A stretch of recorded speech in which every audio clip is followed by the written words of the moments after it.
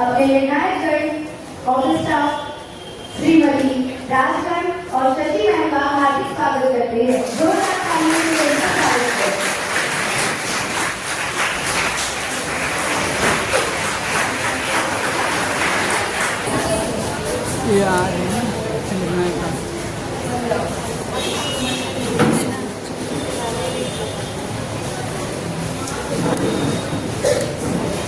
Sir वो side का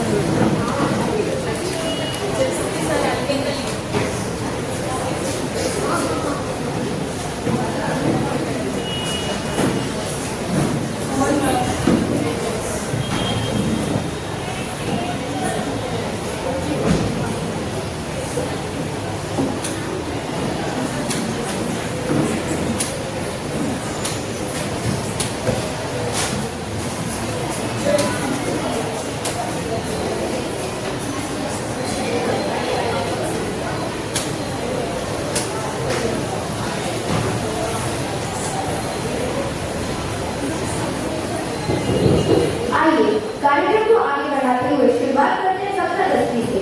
कक्षा 10वीं के लिए द्विपात्रीय अभिनय प्रतियोगिता का आयोजन किया गया था, जिसमें विषय है श्री कृष्ण की लीला और देशभक्ति पर आधारित नाट्य।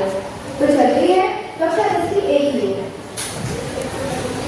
राधा जिनका प्रेम संसार का सबसे अद्भुत प्रेम है, उन्हें उसी का उदाहरण देने आ रही है कंचन गोया और सोनाक्षी रानी। जोरदार ताली से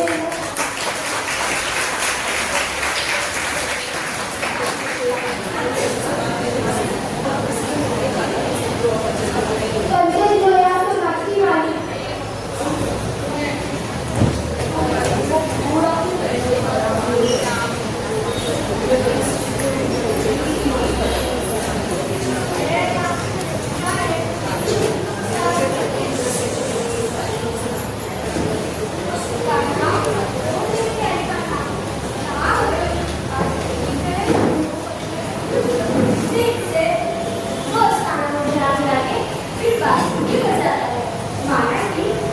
माना नहीं, बांसुरी मुझे अत्यंत प्रिय है, पर ये क्या, मुझसे कोई बात ही नहीं। अब मैं गाने सुनूंगा, आप भी यही जब दादा उसे दूर जाती है, उसे मनाने में जो आनंद आता है, वह तो पट्टी की आनंद भी नहीं। चलो सादा को मना करो, अन्यथा दूर के बाद दादे, ओ मेरे दादे, सुनो ना, माफ कर दो, मुझसे गलती हो गई। वैसे भी आज तुम्हारी गोपियाँ नहीं गई, गोपियाँ वो तो कभी भी नहीं है। अच्छा, अच्छी बात है, लेकिन कहा मेरे मन में कुछ प्रश्न उत्पन्न हो रहे हैं। आपके अंदर को पूछो, राधा सुंदर रंगवती, मैं तो तुम्हारे ये वृंदावन जिसकी खोज तो मैंने की है, परंतु आपने जिस समझा वृंदावन नहीं आएगा, समय दिए गए दूसरी का शुभ मुहूर्त आ चुका है। तुम चाहती थी ना, बोलो जैसा लोग नहीं है, लेकिन मेरे वचन भी अच्छा कि मेरी राधा दो लोग से तो अकेले नहीं जाएगी। जाएगा तो उसका विश्व के साथ प्रिया या फिर वो तो बहुत सम्मान करती है ना।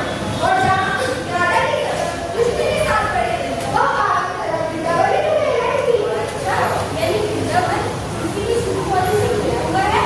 हाँ राधे, और जब आपका नामकरण हो रहा था, प्रभु जी ने आपका प्रार्थना वृंदावन को सुना था। अजी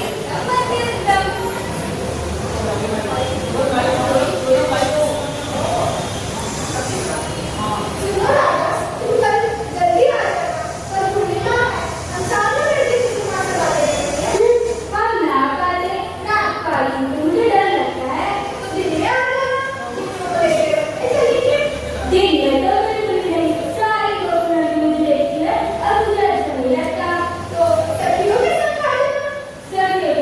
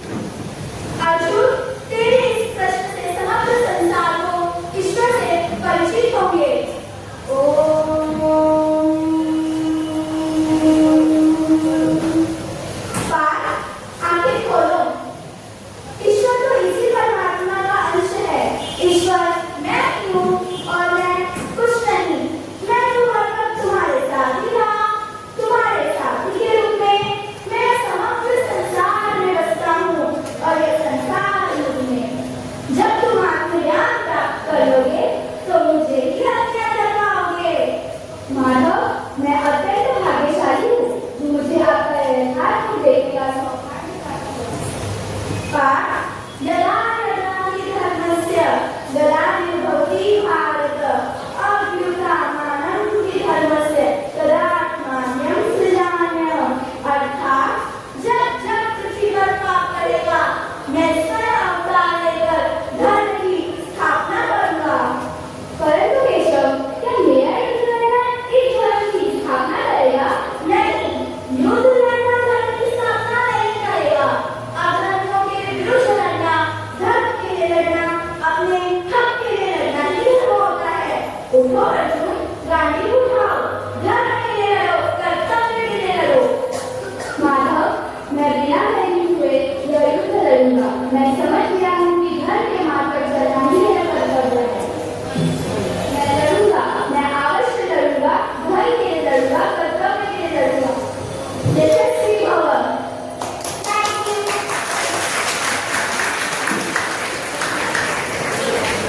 बहुत सुंदर खुशी। आगे बढ़ते हैं सेशन की ओर। इस प्रस्तुति में हम देखेंगे कल और कृष्ण का वो संवाद जब आवेश में आकर श्री कृष्ण का आवाज दर्ज करता है। इसे प्रस्तुत करने आ रहे हैं देवानंद सरस्वती और राहुल राजपूत। 2022 के में स्वागत है।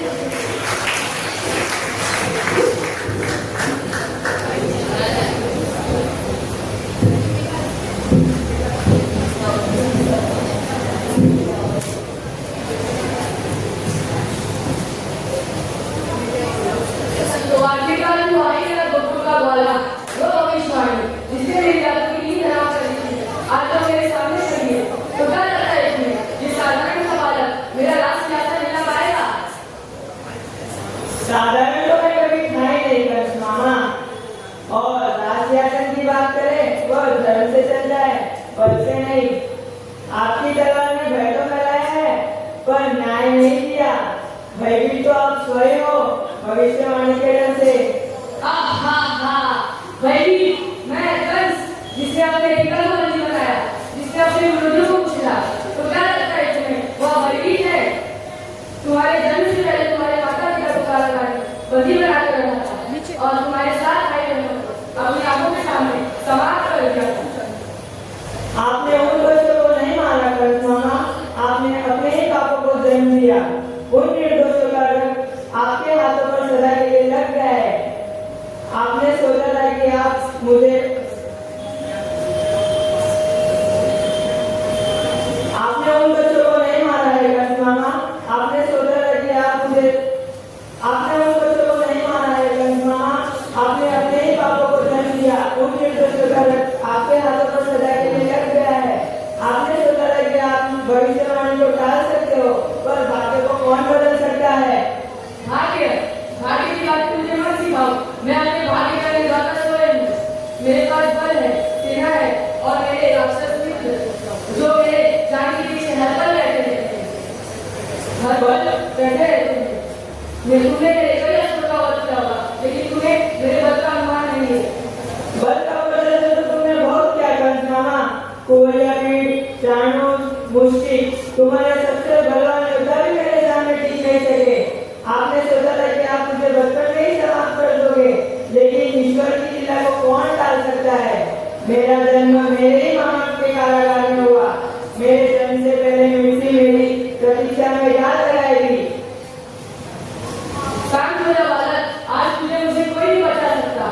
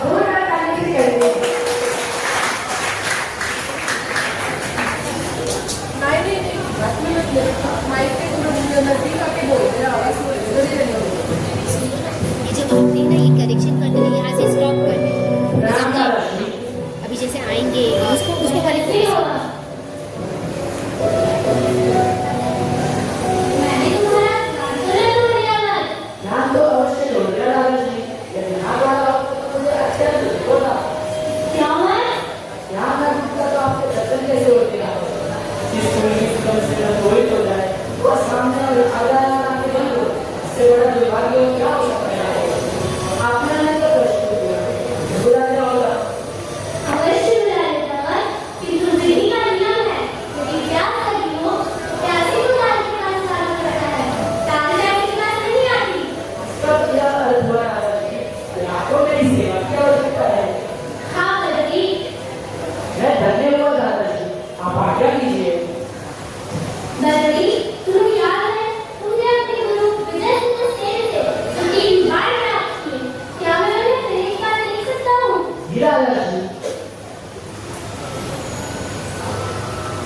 वह रहे वो 3 चमत्कार की बात दादाजी, जिसमें से यह पहला था, लक्ष्य चाहे जहाँ भी छुपा हो, वह उसे एक नंबर कर देता है। वहीं दूसरा बात उसे समाप्त करता है।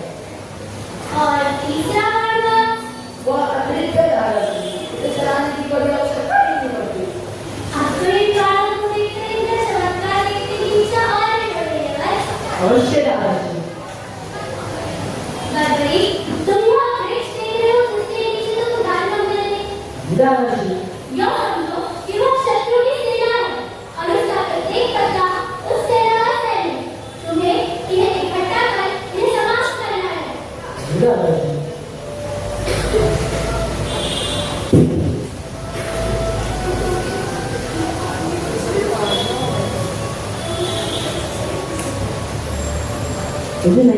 मुझे माफ कर दादाजी, मुझे नहीं पता यहाँ कैसे आया। ओ दादाजी, चिंता मत करो, यह पत्ता मैंने ही यहाँ रखा ताकि मैं तुम्हारी वीरता की परीक्षा ले Subscribe to my channel तो क्या मैं अपनी and परीक्षा also में press सफल this हुआ bell icon. दादाजी?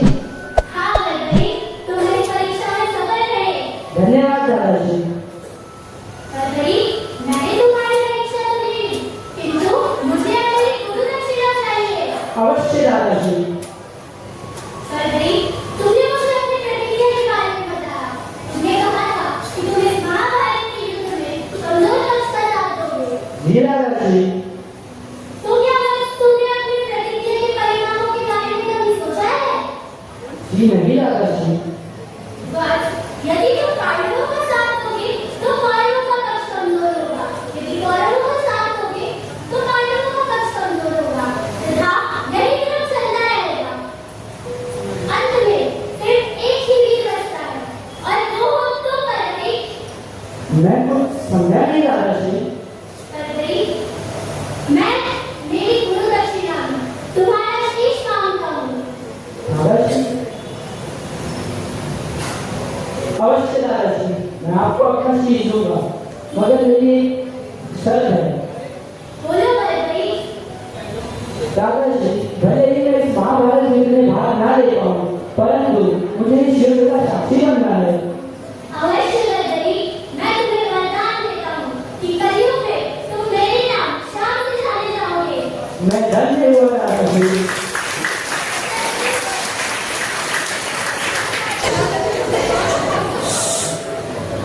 बहुत शुक्रिया जी, आगे बढ़ते हैं थैंक यू जी। संसार में यदि किसी के सबसे अच्छे मित्र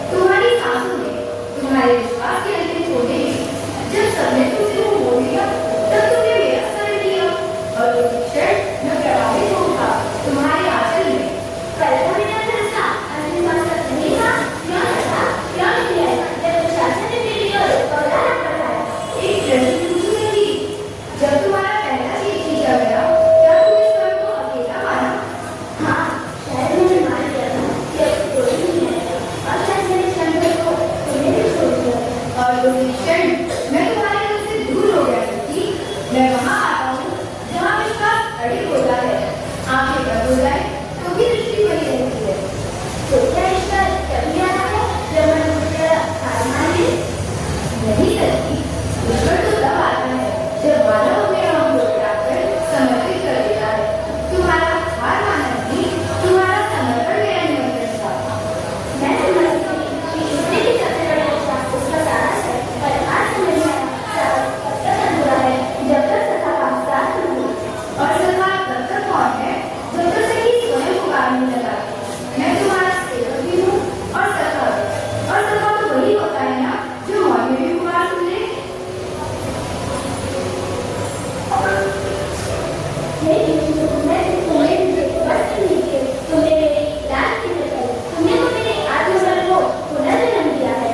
सही कहा सखी, लाज वस्त्रों से नहीं चेतना से होती है और स्त्री की चेतना पूरा संसार बदल सकती है। मैं तुम्हारी सखा, जब जन्नाथ तक मैं तुम्हारी सखा और मैं भी तुम्हारा सखी। जब जब नानी रोए तब तक विषयों से सहज नहीं आएगा। जब सारी बात बंद हो जाए, जब न्याय अल्लाह हो जाए, तुम सच्चे मन से पुकारो, एक सखा अवश्य आएगा, एक सखा अवश्य आएगा। धन्यवाद। इसी से दूसरी प्रतियोगी है राहुल वालोटिया और सूरज तेली, जो कि देशभक्ति पर आधारित नाट्य हमारे सामने प्रस्तुत करने आ रहे हैं। जोरदार तालियों से इनका स्वागत करते हैं।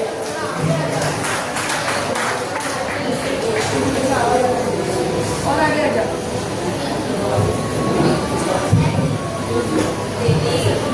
भारत देश नहीं, ये हमारी माँ है। इस धरती की मिट्टी में हमारे पूर्वजों का खून मिला है। हमारे देश के शरीर संतों पर जान की बातें लगा रहे ताकि हम देश का सोहा कानून की राहों में नहीं कर सकते। आज हम आजाद हैं क्योंकि हमारे वीरों ने जान कुर्बान की है। भगत सिंह, सुभाष चंद्र बोस, महात्मा गांधी की कुर्बानी को मत भूलो। सिर्फ 15 अगस्त को सभी जनवरी को देशभक्ति दिखाना काफी नहीं, हमें हर दिन बात करने के लिए दिखाना है। अगर हमें देश को बदलना है तो शुरुआत खुद से करनी होगी। हम पढ़ाई करें, ईमानदारी से काम करें और अच्छे ईमानदार नागरिक बने। आज का समय किसी पुरुष शब्द से कम नहीं, बस परिक्रमा है कि युद्ध और शस्त्रों से नहीं, शिक्षा और संस्कारों से लड़ा जाता है। हर युवा को अर्जुन बनना है, लक्ष्य और अड़ी, देश के लिए समर्पित। आप सही कह रहे हो गौतम जी। केवल सैनिक ही नहीं, योद्धा जो हमेशा अपना फर्ज निभाए, जो ईमानदारी से काम करे, वही सच्चा देशभक्त कहलाए। देशभक्ति का मतलब दम के कमरा पर लड़ना नहीं, बल्कि अपने कर्तव्य और ईमानदारी का निभाना है।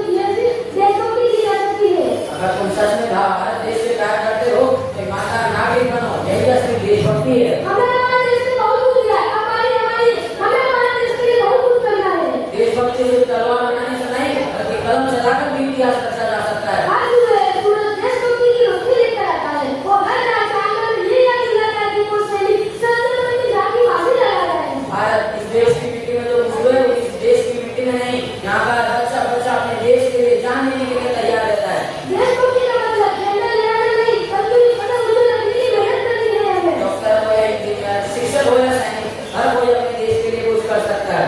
आप हम दोनों मिलकर वादा करते हैं कि भारत देश के लिए हम बहुत कुछ कर दिखाएंगे। भारत माता की ये वंदे मातरम। भारत माता की। बहुत सुंदर दृश्य थी। बढ़ते हैं टैंकरी की ओर राधा कृष्ण की एक कठपुतली लीला प्रस्तुत करने आ रही है। श्रद्धा पाठक और सुनीता कटारिया जोरदार तालियों से इसका स्वागत कीजिए।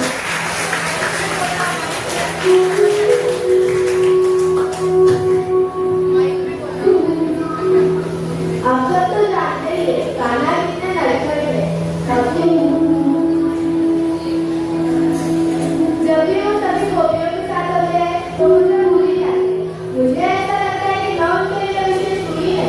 जब मैं ये घर से बाहर से जाती हूँ तो बोलते हैं तुम मेरी आत्मा हो।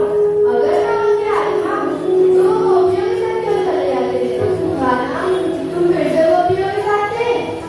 अरे राधे, मेरा तो काल ही सबको खुश रखना है। रही बात तुम्हारी, तो तुम्हारा नाम तो मैंने इधर में लिखा है। सच में? हाँ राधे, किंतु तुमने तो कल मुझे माखन भी नहीं दिया। इतना गलत व्यवहार क्यों? माखन मिलेगा, परंतु तुम मुझसे पहले वादा करो कि आप मटकी नहीं फोड़ोगे। नहीं राधे, यह असंभव है। हमारी मटकी तो फूटेगी, लेकिन कहीं गिर भी गिरेगी। कान्हा, तुम बड़े नटखट हो। तुम्हारी वाणी में कितनी मधुरता है। नहीं राधे, यह पूर्ण सत्य नहीं है। मुझसे भी मधुर और सुंदर इस जगत में और भी कोई है। कौन है वो कान्हा? मेरी यह बांसुरी। हाँ हाँ, यदि यही सत्य है तो अपनी बांसुरी से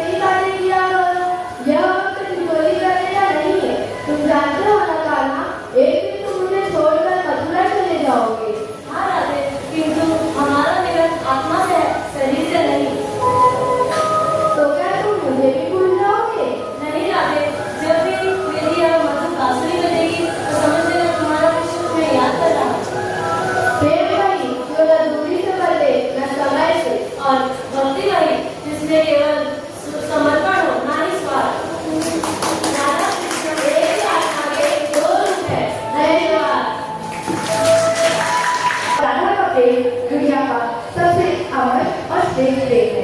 आगे बढ़ते हैं कक्षा 10वीं की ओर। यहाँ पे भी भावना गुड़िया और नीता सिंगाड़ी हमारे सामने प्रस्तुत हैं राधा और श्री कृष्ण के रूप में। जोरदार तालियों से इनका स्वागत करते हैं।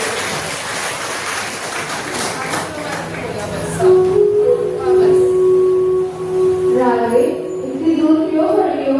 क्या आज भी खाना से लूटना भागे? बिल्कुल ना, तो क्या करूं? जिसे अपना समझा वही अपना बांसुरी वाला प्रेम सदियों में बांटता रहता है। कभी ललिता, कभी विशाखा, कभी और कोई नई गोपी। अरे राधे, वो सबको बस मेरी ही लागे। मेरा सच्चा प्रेम तो बस तुम्हारे चरणों में है। मैं बांटता नहीं, निभाता हूँ।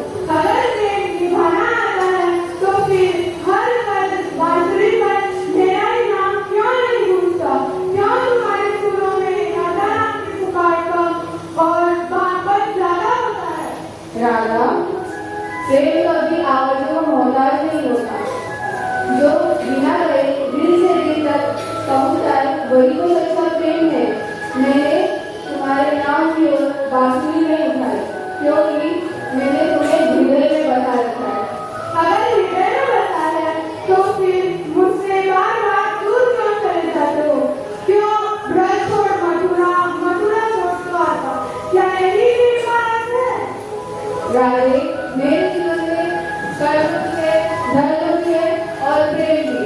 मथुरा मेरा कर्म है, द्वारका मेरा धर्म है, पर वृंदावन तो मेरी आत्मा है और उस आत्मा में केवल राधा बसती है। तो क्या तुम मुझसे वादा करते हो कि तुम जहाँ कहीं भी रहोगे तुम्हारा मन सदा राधा में ही रहेगा? मैं वचन देता हूँ राधे, इस ब्रह्मांड में प्रेम की एक भी किरण शेष है तब तक कृष्ण राधा करे और रहेगा। मेरा नाम तभी सुन है जब उसके आगे राधे बुलाओ। राधे कृष्णा रीतों वाला अभिन्न सत्य है।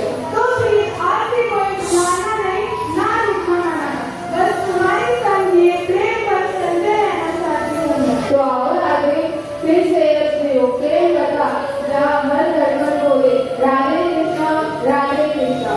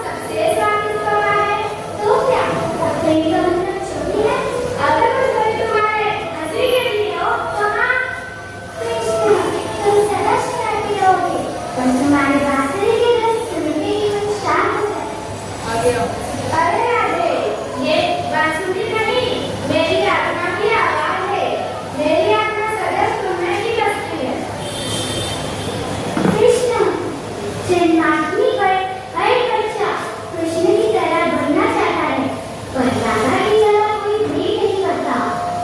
अरे राधे, प्रेम त्याग में है, प्रतीक्षा में है और विश्वास में है। तुमने ये सब कर दिखाया। लेकिन तुम मुझे क्यों छोड़ चले जाते हो कृष्ण? राधे, मैं तुमसे दूर हो सकता हूँ, पर जुदा नहीं। जहाँ तुम हो वही मेरा हृदय है। लेकिन जब तुम मथुरा चली जाओगी, वृंदावन कैसा लगेगा? क्या मेरा मुंह सुना नहीं होगा? राधे, शरीर दूर हो सकता है, पर आत्मा से हम सदा जुड़े रहेंगे। जैसे नदी और उसका किनारा, साफ होकर भी अलग। कृष्ण, मुझे डर है कि कहीं तुम मुझे भूल न जाओ। राधे, सांस लेना भुलाया जा सकता है, पर तुम्हें नहीं।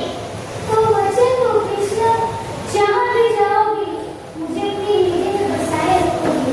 राधे, तू मेरी भक्ति है, तू मेरी शक्ति है, तू ही मेरी भक्ति का मार्ग है।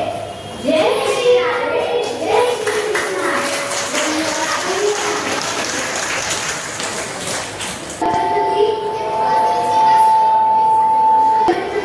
बढ़ते हैं पैसे जीते।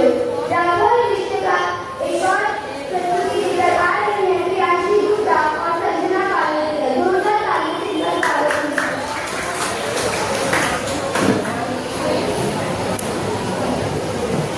राधा, तुम क्या कर रही हो? मैं माखन चला रही हूँ कान्हा। मुझे भी माखन खाना है। नहीं खाना, पहले भगवान को भोग लगाते रहो। तेरा सबसे बड़ा भगवान तो मैं ही हूँ। ना खाना, पहले भगवान को भोग लगाने दो, फिर खा लेना माखन। ठीक है राधा, पहले तुम भगवान को भोग लगा दो, फिर बाद में मुझे दे देना माखन खाने को। ले लो खाना, माखन रखो। राधा, माखन तो बहुत स्वादिष्ट बना है, कहाँ से सीखी इतना स्वादिष्ट माखन बनाना? तेरी यशोदा मैया जब भगवान के लिए माखन बनाती तो वो पूरे गांव को प्रसाद के रूप में चखने को देती। तभी सोचो इतना स्वादिष्ट माखन कहाँ से सीखा तुमने बनाना? चलो राधा, अब मैं घर जाऊंगी, नहीं तो मेरी यशोदा मैया मुझे डांटेगी। रुक खाना, क्या हुआ राधा?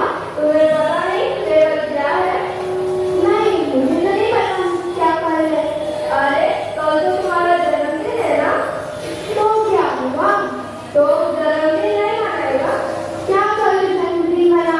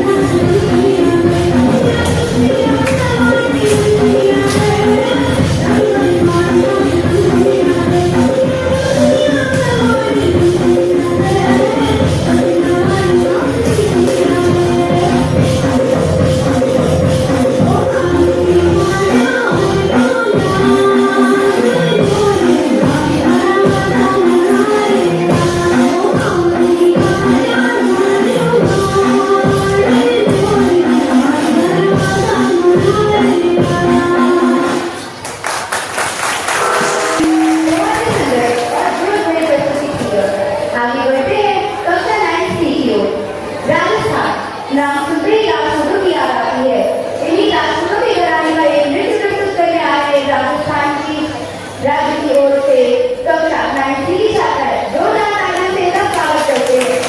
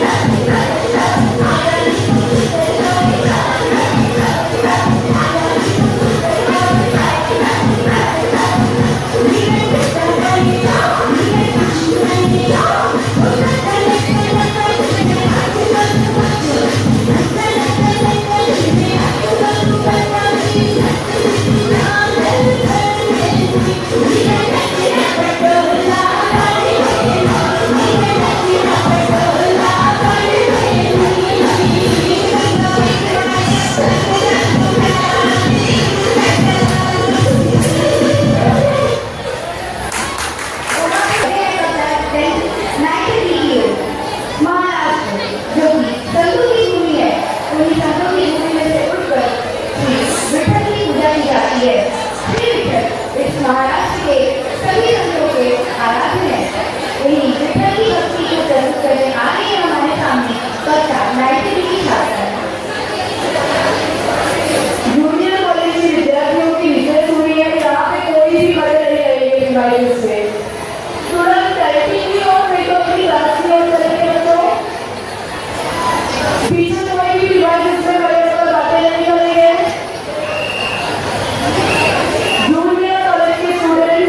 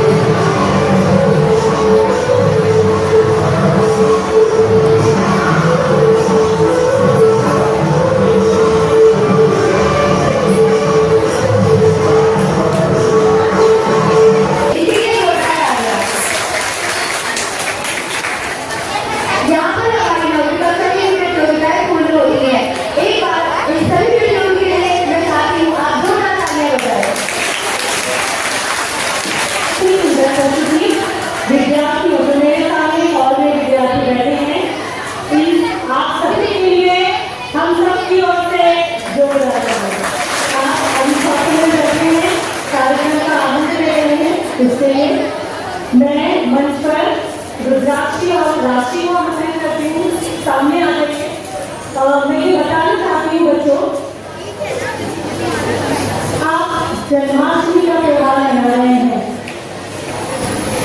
जन्माष्टमी का त्योहार श्री कृष्ण जी हमें प्रेरणा देते हैं, संदेश देते हैं। उनकी पूरी जीवन लीला जो है वो हमें संदेश देती है कर्म की और आनंद की। और यहाँ पर आप लोगों ने दोनों का प्रदर्शन किया। ये जानकर आपको खुशी होगी कि ये विद्यार्थी सामने से हमारे पास आए कि टीचर प्रोग्राम हम संचालित करना चाहते हैं। और आपने देखा कि किस तरह से बखूबी इन्होंने अपने दायित्व का निर्वाह किया है। आज बहुत सौभाग्य का दिन है कि हमारे आदरणीय प्रबंधक समिति के सदस्य आदरणीय श्री सुनील चंदानी जी पूरे कार्यक्रम में हमारे साथ उपस्थित रहे। मैं सर से निवेदन करती हूँ कि सर कार्यक्रम के बारे में और भी बच्चों को कार्यक्रम में अतिरिक्त भी संबोधित करें और कार्यक्रम के बारे में भी अपने वचन आशीर्वाद होंगे।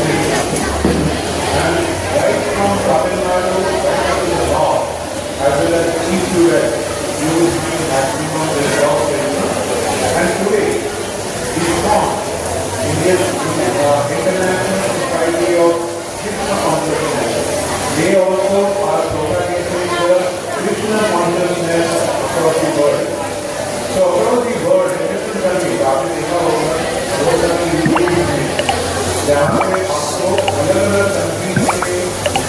जो लोग हैं लंदन के लोग या जर्मनी में फ्रैंकफर्ट और यूएस न्यूयॉर्क में on the Times Square, you are seeing Krishna dances.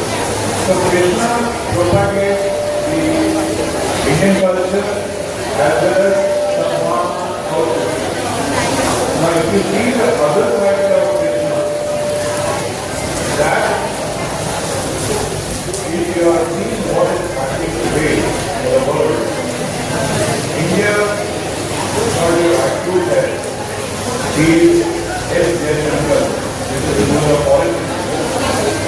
And he is considered as the best Rajput or best diplomat in today's time across the world. Even he whom we consider the best diplomat, the best Rajput. And which name he said? Yes, he talked about Krishna. He said, in India, Krishna is the best Rajput, the best diplomat. Why? Because at the time of Mahabharata, at the time of fight between Kauravas and Pandavas, he was a Rajput who went to bring peace between Kauravas and Pandavas. He went as a Rajput from Pandavas to Kauravas. Yes, we can still find a way out. So it has happened. But he was the best diplomat which that country produced. And if you see, the next part in the other is Krishna's Gita. In Gita also Krishna has said so many things that he is showing you, he is telling Arjuna that what is duty does. तो कृष्ण हमारे जीवन में इतना फैला हुआ है. You can get so much of this information, but so much of ज्ञान from him, from his life. I think that is where I have to say that yes, you students also, if you read history, if you go through the culture, yes, you will see Krishna at our heart as well as Thank you. Now listening.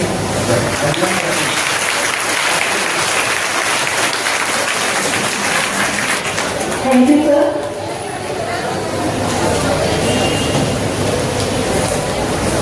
Boys volunteer, दो volunteer पूरा stage है. Boys volunteer, दो पूरा stage पर आओ. Boys volunteer, पूरा stage पर. All boys volunteer.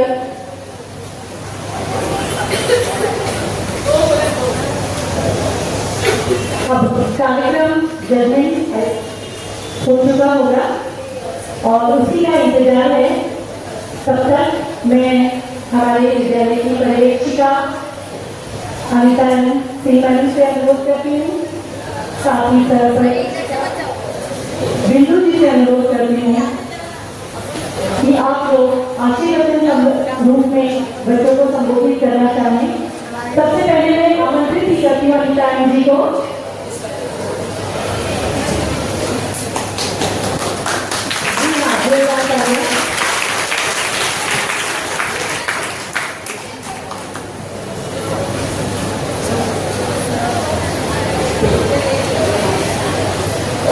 बहुत बहुत धन्यवाद सुमन जी, मुझे ये मौका देने के लिए कि मैं बच्चों को आशीर्वचन दूं. सबसे पहले बच्चों हम ये कहेंगे, हाथी घोड़ा पालकी, हाथी घोड़ा पालकी. जी, आज हमारे बच्चे सब गोपाल हैं, कृष्णा है और नटखट है. लगभग बच्चे ही रहते हैं, लेकिन साथ में हम लोग उम्मीद भी करते हैं कि बच्चे हमारे कुछ उम्मीदों में खरे भी उतरे है. बच्चों द्वारा जो भी प्रस्तुति की गई, मैं सबसे पहले इसके बारे में थोड़ा बोलना चाहूंगी. 10वीं के बच्चों ने राधा और कृष्ण की जोड़ी को बहुत ही अच्छे से यहाँ प्रस्तुत किया। ऐसे लग रहा था कि सच में स्वयं कृष्ण राधा मंच पर आ गए हैं। जी हाँ बच्चों, आप अपने लिए तालियां बजा लीजिए, जोरदार तालियां।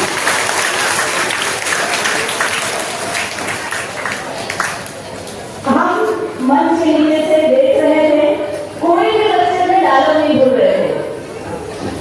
जबकि अभी भी हिंदी की परीक्षा हुई, हमने पेपर चेक किए, अभी आपका रिजल्ट बाकी है, सोमवार को आपका रिजल्ट है। कुछ बच्चों ने, हमें नहीं कहेंगे कि सभी बच्चों ने, कुछ बच्चों ने थोड़ा लग रहा था कि कुछ भूल गए हैं आंसर, लेकिन आज उस परीक्षा में आप बड़े खड़े उतरे, आप एक भी डायलॉग नहीं बोल रहे थे, एक लाइन एक शब्द भी नहीं बोल रहे थे, और आपके हाव भाव भी हमें बहुत ही आकर्षित कर रहे थे बच्चों। निसंदेह यह आपकी निष्ठा है, आपकी सच्ची भक्ति है, आपका प्रेम है, और आपका कार्य के प्रति जो लगन है वो सच में आज स्टेज से दिख रहा था। दूसरी बात में नाइट के बच्चे यहाँ पे रंगारंग नृत्य प्रस्तुति किया।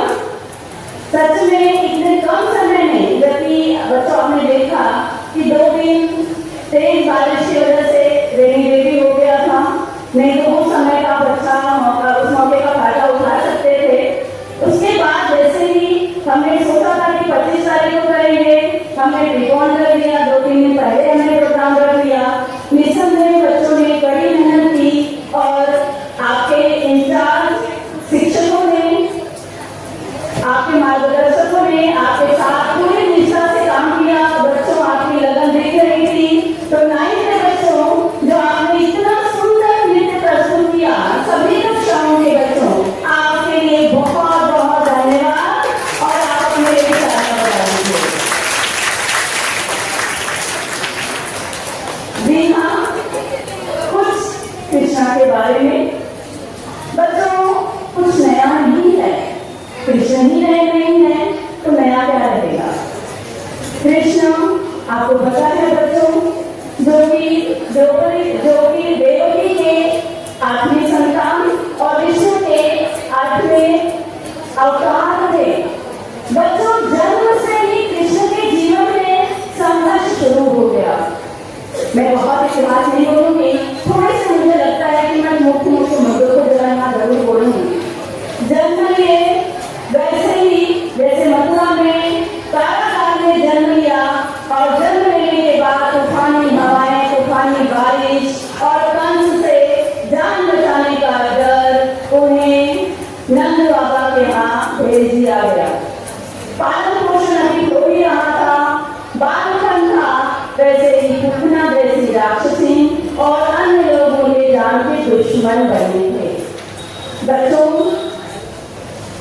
के साथ ही वे मथुरा के लोगों का उद्धार करने के लिए कंस का वध किया, लेकिन एक श्राप और एक समस्याएं उनके साथ लगी हुई थी।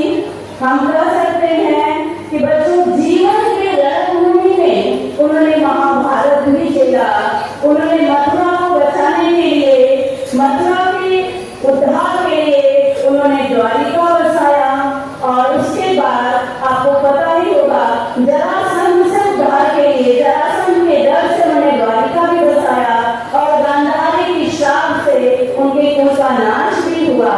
और आपको पता होगा बच्चों कि उनकी इकलौती बहन के संतान अभिमन्यु का भी वध किया गया, अभिमन्यु को मृत्युराय किया गया। बच्चों ये सारी समस्याएं उनके जीवन में पूरी तरह से लगी थी, और महाभारत में भगवत गीता का संदेश देते हुए उन्होंने पूरे संसार को यह बताया कि प्रेम और अपना कर्म, करुणा और सारे रिश्तों को निभाना, संघर्ष से लड़ते हुए कैसे हम जीवन में आगे बढ़ सकते हैं। जी हाँ, मातृभक्ति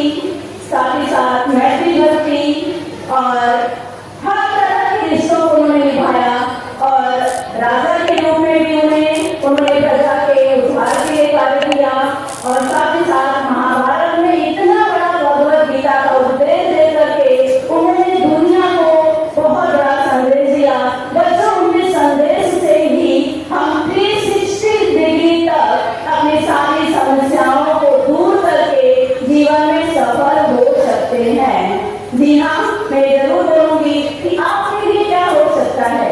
हमारे भी जीवन में पल पल पर कुछ समस्याएं आती हैं। आपकी शिक्षा में, आपके पठन पाठन में, अध्ययन में अगर कुछ बाधाएं आती हैं, आप उन बाधाओं को हंसकर मुस्कुराकर आप झेल जाइए, क्योंकि कृष्ण तो हमेशा क्या करते थे बच्चों, मुस्कुराते रहते थे। उनकी नजरें, उनकी मुस्कुराहट हमें इतनी आकर्षित करती थी। वह तो प्रेम के भूखे थे, इसीलिए तो दोनों और सांस के लिए गोपियों ने उन्हें नाच नचाया और वो नाच नाचे जिनको तीनों लोगों के देवी देवताओं ने नहीं समझ पाए, जिनका आर पार नहीं था।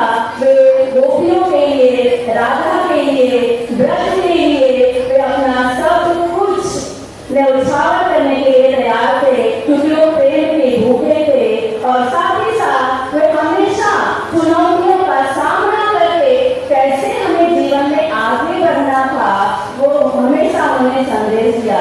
ज्यादा न होते हुए बच्चों, आप ये जरूर सुनिए, ये जरूर समझिए कि कैसे आपको बाधाओं का पार करके, बाधाओं का सामना करके अपने जीवन में आगे बढ़ते जाना है। अपना आत्मविश्वास कभी मत छोड़िए। आत्मविश्वास है, खुशियां हैं और सकारात्मक सोच है। आप कोई भी बाधा खुशी से पार कर सकते हो।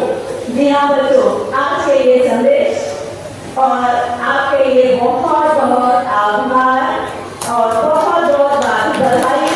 जी हाँ बच्चों, इसी तरह से जैसे कम समय में आपने इतना अच्छी प्रस्तुति किया, वैसे ही रिजल्ट में भी, अपनी पढ़ाई में भी अच्छी प्रस्तुति करते रहिए। धन्यवाद।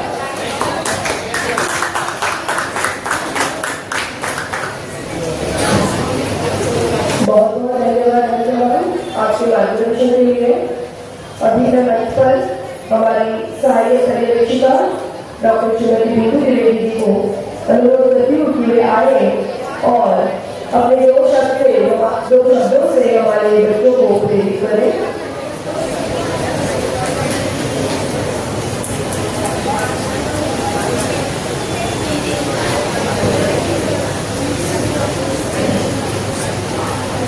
नमस्ते बच्चों, आप सभी को कृष्ण में प्यार भरा आशीर्वाद। प्यारे बच्चों, कृष्ण के बारे में आज के कार्यक्रम से जुड़ने के पहले जिन बच्चों ने प्रतियोगिता में हिस्सा किया, उन्होंने भगवान कृष्ण के जीवन की बहुत सारी बातों को पढ़ा, जाना, समझा और उसे याद करके यहाँ मंच पर उनकी लीलाओं को प्रस्तुत भी किया। आप सभी ने आज बहुत सुंदर प्रस्तुति की है, इसके लिए एक बार जोरदार तालियां आप अपने साथियों के लिए। बच्चों, मंच से बहुत कुछ कहा जा चुका है।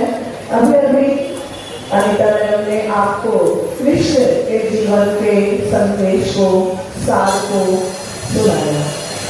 मैं केवल इतना ही कहना चाहूंगी बच्चों कि कृष्ण भगवान का जीवन हमें जीवन का सार ग्रहण करने का संदेश देता है।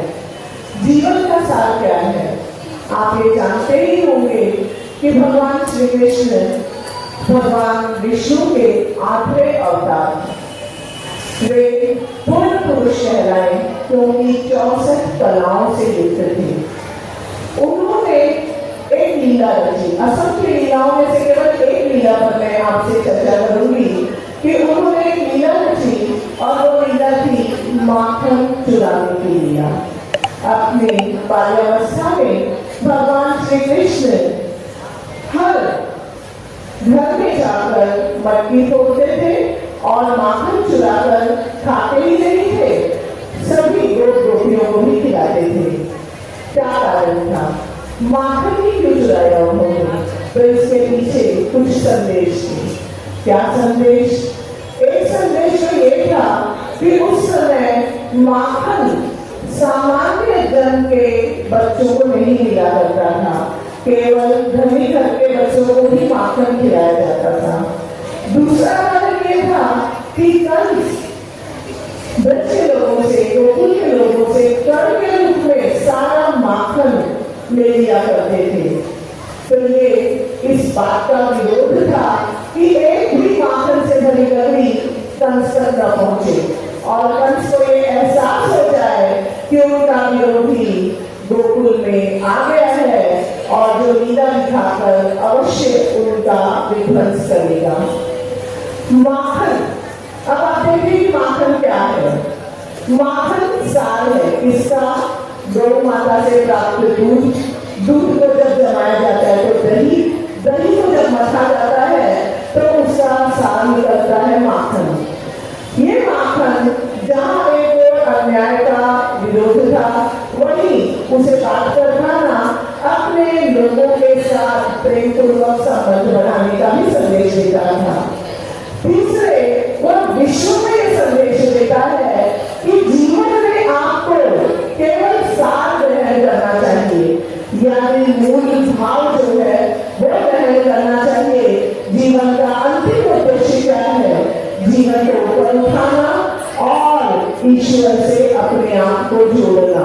तो जीवन में कृष्ण ने माखन के साथ ये संदेश दिया कि माखन जैसे दूध का सार है, वैसे ही ईश्वर से जुड़ना, ईश्वर से शुद्ध प्रेम करना और अंत में उसकी कृपा पाना, यही जीवन का सार है जिसे हम सभी को अपना लक्ष्य बनाना चाहिए। और कैसे?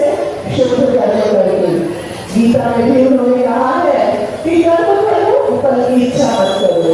तो निस्वार्थ निष्काम कर्म, ये हमारे जीवन का एक मुख्य उद्देश्य होना चाहिए। तभी कृष्ण की पूरी तरह से शुद्ध कृपा हम पर बरसेगी। इसी बात के साथ मैं अपनी वाणी को विराम देती हूँ। धन्यवाद। धन्यवाद डॉक्टर इंदु जी। मैं मंच पर आमंत्रित करती हूँ हमारे विद्यालय की प्रधानाचार्य आदरणीय सुमन सिंह मैम, साथ ही पर्यवेक्षिका श्रीमती अनिता सिंह जी, सहपर्यवेक्षिका डॉक्टर बिंदु जी, आप सभी लोग मंच की ओर प्रस्थान करें और अपना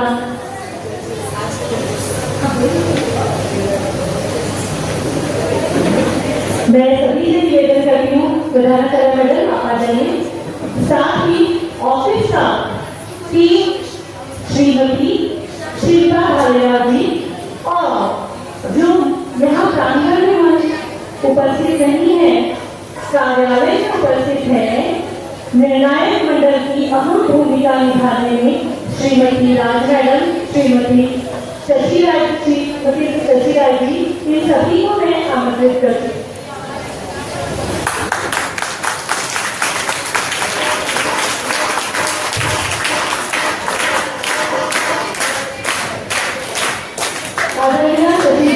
मैं मंच पर आमंत्रित करती हूँ। कार्यालय में यदि आवाज पहुँच रही होगी, कृपया आप मंच पर पधारें। आप सभी गणमान्य लोगों से निवेदन है कि आप अपना आसन ग्रहण करें। बच्चों, मैं इंतजार कर रही थी कि शशि मैडम आ जाए और उसके बाद, क्योंकि बहुत ही मुश्किल काम था, ये हम टीचर के बस की बात नहीं है। आपके कार्य को कोई निष्पक्ष रूप से आपके परफॉर्मेंस को, प्रदर्शन को जांच सके, निर्णय ले सके, इसके लिए हमने जिम्मेदारी दी थी आदरणीय शशि जी को, शिल्पा जी को, राज मैडम को। राज मैडम उपस्थित नहीं है लेकिन आप उनको जानते हैं, अभी आपके सामने बैठी थी। तो इन सबके लिए पहले जोरदार तालियां।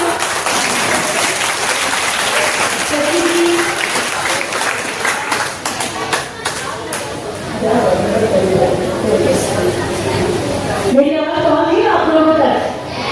जी हाँ, निर्णायक मंडल में शशि मैडम, राज मैडम, शिल्पा भालेरा मैडम और आपकी साइंस टीचर प्रतिभा जी, तीन लोगों ने मिलकर इस कार्यक्रम में निर्णय लेने की भूमिका निभाई है।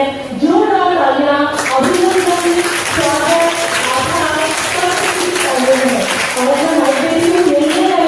और होगा तो रूपाली टीचर को पुरस्कार की घोषणा करेंगे। पुरस्कार यहाँ से घोषित किए जाएंगे, लेकिन कंडीशन एक रहेगी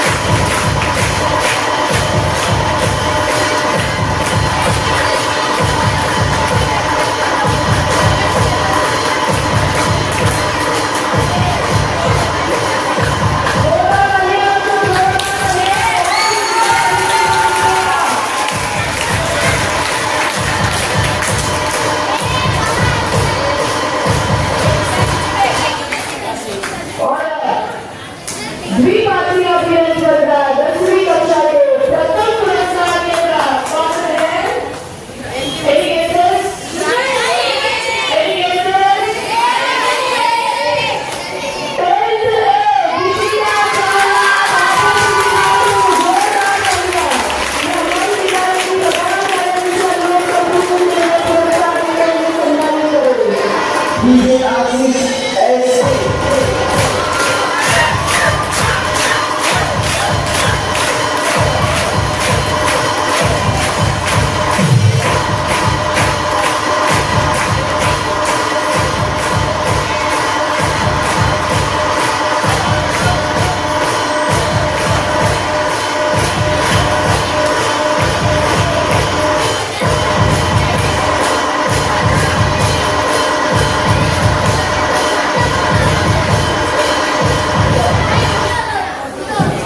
अभी भी भारतीय स्पर्धा में जिन बच्चों ने पार्टिसिपेट किया था वो सभी बच्चे मंच पे आ जाए, वो सभी बच्चे मंच पे आ जाए, तुरंत 10वीं के सभी बच्चे मंच पे आ जाए। जोरदार तालियां बच्चों के लिए। जो हमारे निरंतर हमारी परिवेशिका इंदु दयाल सभी सरकार सभी में सभी आगे आए और इन बच्चों को इन बच्चों के साथ एक फोटो निकालना इन बच्चों के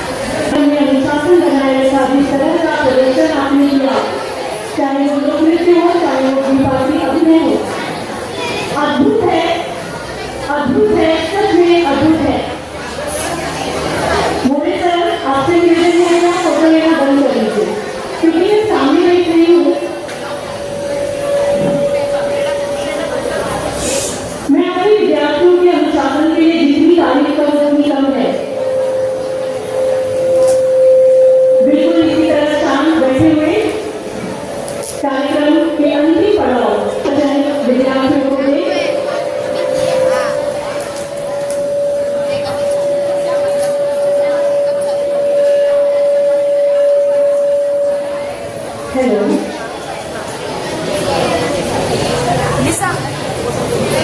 सबसे पहले मैं अपने सभी प्यारे बच्चों को नमस्कार करूंगी।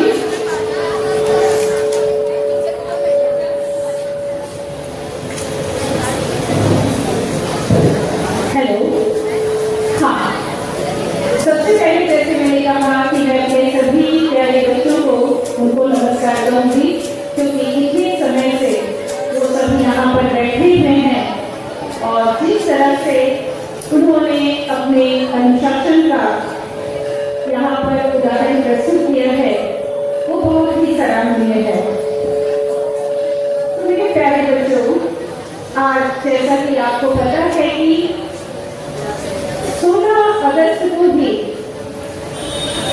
जन्माष्टमी का कार्यक्रम मनाया गया था, जिसको आज हमने अपने विद्यालय में इस कार्यक्रम को मनाया है।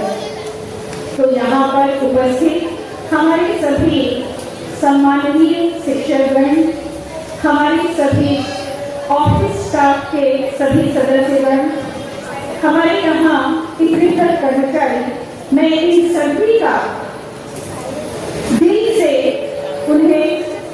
उन सभी का सम्मान करती हूँ और मेरे प्यारे विद्यार्थियों का उनका भी मैं उनका सम्मान और उन्हें अपना आशीर्वाद देती हूँ कि आज सभी इस कार्यक्रम में सम्मिलित हुए और जिसकी जो भी भूमिका थी उन्होंने उसे यहाँ पर पूरी तरह से, पूरी ईमानदारी से प्रकट की है। बच्चों, आज जो हमें श्री कृष्ण के जन्मोत्सव का जो हर्षोल्लास यहाँ हमें मनाने के लिए हम सभी जो एकत्र हुए हैं, तो अगर कहा जाए तो श्री कृष्ण जी स्वयं कहते हैं, यदा यदा हि धर्मस्य ग्लानिर्भवति भारतः अभ्युत्थानम् अधर्मस्य तदात्मानं सृजाम्यहम्। अर्थात जब जब धर्म की हानि होगी तब तक मैं अवतार लूंगा, ऐसा उनका कहना है। ये उदाहरण हमें याद दिलाता है बच्चों कि श्री कृष्ण केवल एक देवता नहीं थे, बल्कि धर्म, सत्य और न्याय के प्रतीक भी थे। इसलिए प्यारे बच्चों, भगवान श्री कृष्ण का जीवन हमें गहन संदेश देता है कि हमें हमेशा अपने जीवन में सत्य का और न्याय का, इसके ही मार्ग का अवलंबन करना चाहिए। उनकी बाल लीलाएं हमें सिखाती है कि सरलता और आनंद से जीना ही जीवन की सबसे बड़ी खूबसूरती है। युवावस्था में उनका पराक्रम और नीति हमें यह संदेश देते हैं कि अन्याय और अधर्म के विरुद्ध खड़ा होना ही सच्चा धर्म है। गीता में उनका उपदेश हमें हमेशा ये प्रेरित करता है कि कर्तव्य व विकारस्य मा फलेषु कदाचन, अर्थात हमें फल की चिंता किए बिना सदैव अपने कर्तव्यों का पालन करते रहना चाहिए। तो आज इस अवसर पर हम सभी यह संकल्प लेना चाहेंगे कि हम श्री कृष्ण के ही आदर्शों को अपने जीवन में उतारेंगे, अपने आचरण में सत्य, प्रेम, अनुशासन और कर्तव्य निष्ठा को भी स्थान देंगे। आपने बच्चों अपनी श्री कृष्ण के जीवन की यहाँ पर जो थोड़ी बहुत लीलाएं प्रस्तुत की हैं, पर उन्हीं के साथ आप ये भी अपने जीवन में भी एक संकल्प लेंगे कि उन्होंने जो मार्ग हमें दिखाया है, सदैव हम उन्हीं मार्गों का अपने जीवन में भी अवलंबन करेंगे। और इसी के साथ ही अंत में मैं अपने इन वाणी को श्री कृष्ण के इन्हीं गीता सार के माध्यम से, उनके इसी संदेश के माध्यम से समाप्त करूंगी कि जो हुआ अच्छा हुआ, जो हो रहा है अच्छा हो रहा है, जो होगा बहुत ही अच्छा होगा, और यही जीवन का सच्चा दर्शन है बच्चों, यही हमारे जीवन का सार भी है। इसीलिए इस अवसर पर हम यही संकल्प करेंगे कि हम उनके द्वारा दिए गए जीवन में अवलंबन करेंगे। हरे कृष्णा, हरे कृष्णा।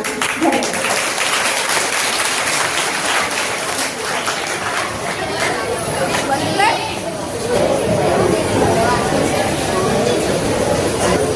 सभी विद्यार्थी अपने स्थान पर खड़े हो जाएंगे।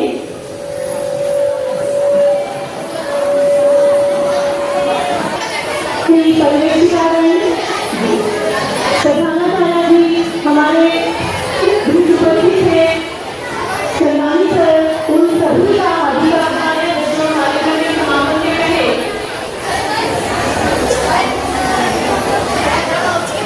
अगले कार्यक्रम के लिए भी आप ऐसे ही बढ़ चढ़ कर हिस्सा लीजिएगा। मैं पार्टिसिपेंट से अनुरोध करती हूँ कि 10वीं कक्षा की ओर चलें। 10वीं कक्षा पीछे की कक्षा लगे और काफी साल से पीछे